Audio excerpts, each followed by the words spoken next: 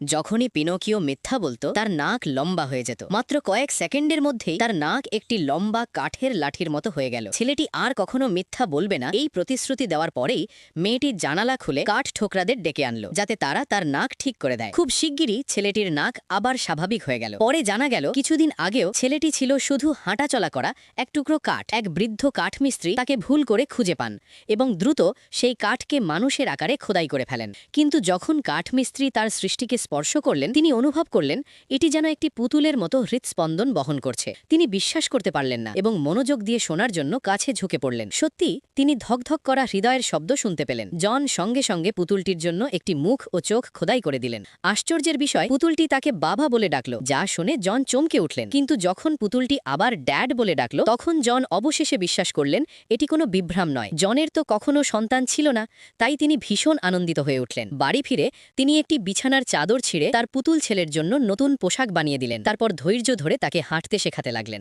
পুতুলটি খুব দ্রুতই শিখে গেল, কিন্তু জন পেছন ফিরতেই পুতুলটি ইতিমধ্যে বাইরে দৌড়ে চলে গেছে।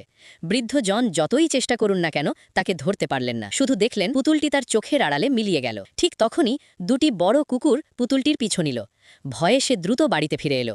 নিজেকে গরম রাখার জন্য সে চিমনির পাশে গিয়ে বসে পড়ল, কিন্তু কিছুক্ষণের মধ্যেই তার ঘুম পেয়ে গেল।